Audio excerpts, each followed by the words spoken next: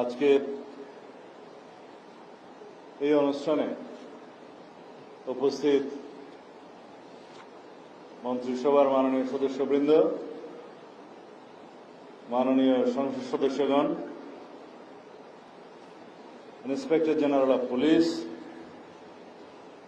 Principal Bangladesh police academy, পুলিশের ঊর্ধ্বতন কর্মকর্তাবৃন্দ, DG, BGB,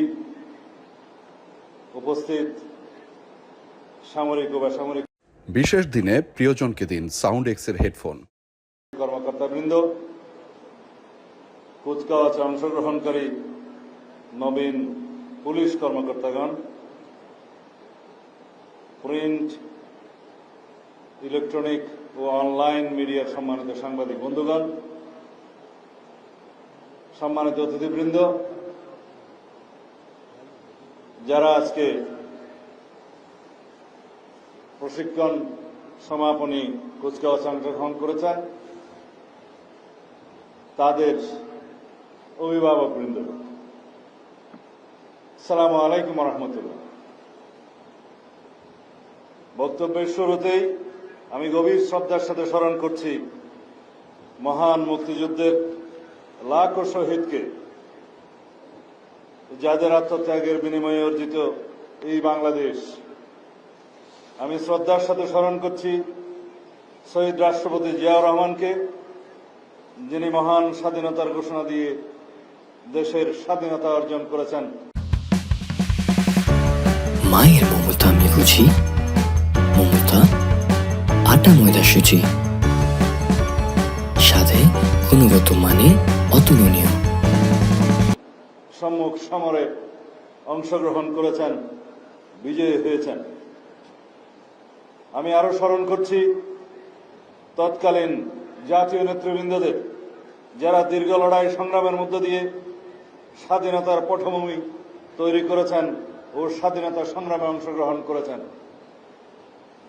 আমি শ্রদ্ধার সাথে আরো স্মরণ করছি 2024-এর ছাত্র গণ অভ্যুত্থানের সকল শহীদকে, যাদের আত্মত্যাগের বিনিময়ে মুক্ত হয়েছে আজ গণতন্ত্র। তাদের প্রত্যাশা, গণ আকাঙ্ক্ষা অনুযায়ী বৈষম্যহীন দেশ গড়ার প্রত্যয় নিয়ে আমাদের এগিয়ে যেতে হবে। আমি শ্রদ্ধার সাথে স্মরণ করছি সেই সব বীর শহীদ পুলিশ সদস্যগণকে, যারা 1971 সালে দেশ মাতৃকার মুক্তির লড়াইয়ে অকাতরে জীবন বিসর্জন করেছেন। আজকের এই রৌদ্রোজ্জ্বল সকালে 43তম বিসিএস পুলিশ ব্যাচের পাসিং আউট প্যারেডে উপস্থিত হতে পেরে আমি অত্যন্ত গর্বিত। দীর্ঘ 1 বছরের কঠোর পরিশ্রম, শৃঙ্খলা আর ত্যাগের বিনিময়ে আপনারা আজ যে কুচকাওয়াজ প্রদর্শন করেছেন, তা আপনাদের অদম্য মনোবল ও পেশাদারিত্বের প্রমাণ দেয়। আমি এই ব্যাচের সকল নবীন কর্মকর্তাদের জানাই আমার আন্তরিক অভিনন্দন ও শুভকামনা। প্রিয় প্রশিক্ষণার্থীবৃন্দ, আমরা এমন এক সময়ে দাঁড়িয়ে আছি যখন দেশ এক ঐতিহাসিক পরিবর্তনের মধ্য দিয়ে যাচ্ছে।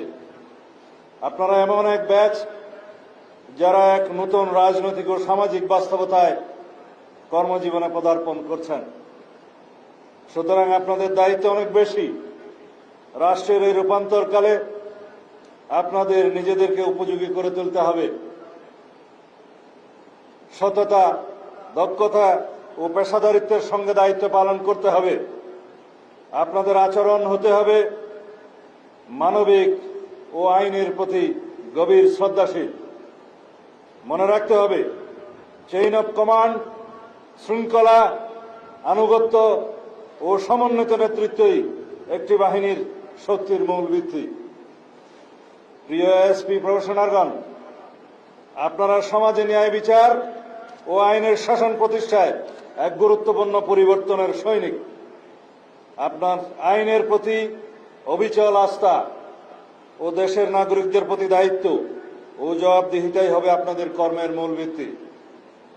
মনে রাখবেন, আইনের চোখে সবাই সমান, সেটি হোক কোন রাজনৈতিক কর্মী বা প্রান্তিক কৃষক।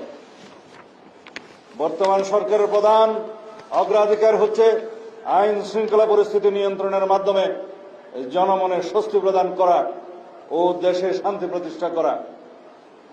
দেশে আইনের শাসন প্রতিষ্ঠায় পুলিশের ভূমিকা অগ্রগণ্য। ফ্যাসিবাদী সরকারের আমলে অন্যান্য সকল প্রতিষ্ঠানের ন্যায় পুলিশ বাহিনীও ক্ষতিগ্রস্ত হয়েছে প্রতিষ্ঠান হিসেবে। সেই সময়ের ভঙ্গুর অবস্থা থেকে ক্রমান্বয়ে পুলিশ আজকের এই পর্যায়ে উন্নীত হয়েছে। বর্তমান সরকার বিশ্বাস করে পুলিশ কোনো বিশেষ দলের বা গোষ্ঠীর লাঠিয়াল বাহিনী নয়, বরং পুলিশ হবে জনগণের কৃত্রিম বন্ধু। আমাদের নির্বাচনী ইশতেহারে আমরা দায়িত্বহীনভাবে ঘোষণা করেছি জননিরাপত্তা নিশ্চিত করা এবং পুলিশ বাহিনীকে দলীয় প্রভাবমুক্ত করে একটি আধুনিক, সেবাধর্মী ও মানবিক সংস্থায় রূপান্তর করাই আমাদের মূল লক্ষ্য। সেজন্য পুলিশ বাহিনীর মনোবল পুনঃপ্রতিষ্ঠা সহ একটি দক্ষ ও আধুনিক আইন শৃঙ্খলা রক্ষাকারী বাহিনী হিসেবে গড়ে তুলতে সরকার ইতিমধ্যে জনবল বৃদ্ধি সহ নানাবিধ উদ্যোগ গ্রহণ করেছে। বিএনপি নির্বাচনী ইশতেহারে রাষ্ট্র কাঠামোর গণতান্ত্রিক সংস্কারের যে অঙ্গীকার করা হয়েছে তার অন্যতম স্তম্ভ হল পুলিশ সংস্কার। আমরা দায়িত্বে আসার পর থেকেই একটি স্বাধীন ও শক্তিশালী পুলিশ সংস্কার কমিশন গঠনের বিষয়ে কাজ করছি। এই কমিশনের উদ্দেশ্য হল পুলিশ বাহিনীকে রাজনৈতিক হস্তক্ষেপ থেকে সম্পূর্ণ মুক্ত রাখা, নিয়োগ, বদলি ও পদোন্নতির ক্ষেত্রে মেধা ও জ্যেষ্ঠতাকে একমাত্র মানদণ্ড হিসেবে প্রতিষ্ঠা করা, ব্রিটিশ আমলের সেকেলে পুলিশ আইন পরিবর্তন করে সময় উপযোগী এবং জনবান্ধব আইন প্রণয়ন করা। আমরা চাই এমন এক পুলিশ বাহিনী যারা ক্ষমতার অপব্যবহার করবে না, বরং অপরাধীর মনে ভয় আর নিরপরাধীর মনে প্রশান্তি যোগাবে।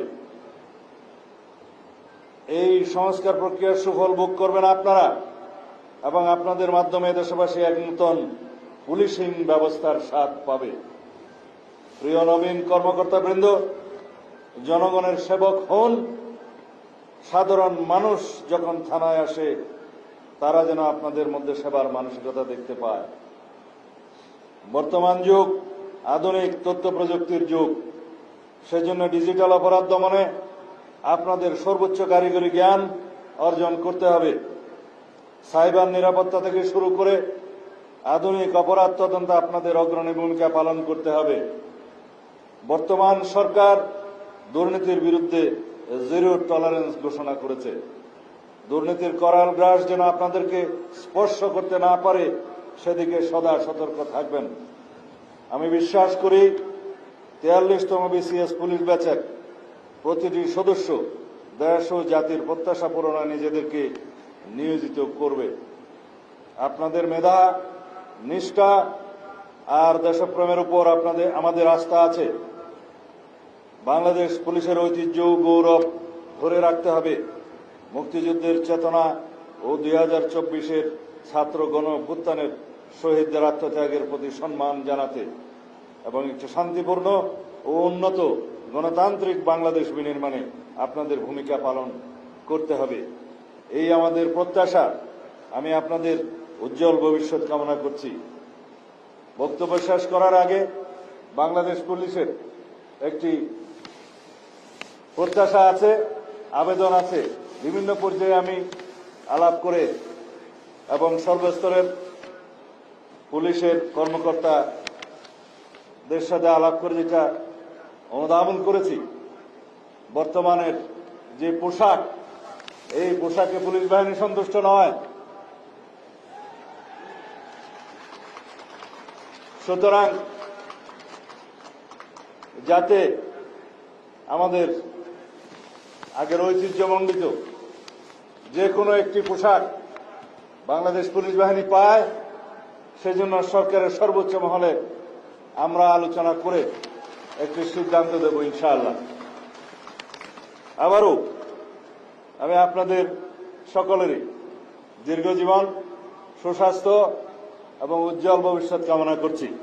আল্লাহ হাফেজ। বাংলাদেশ জিন্দাবাদ।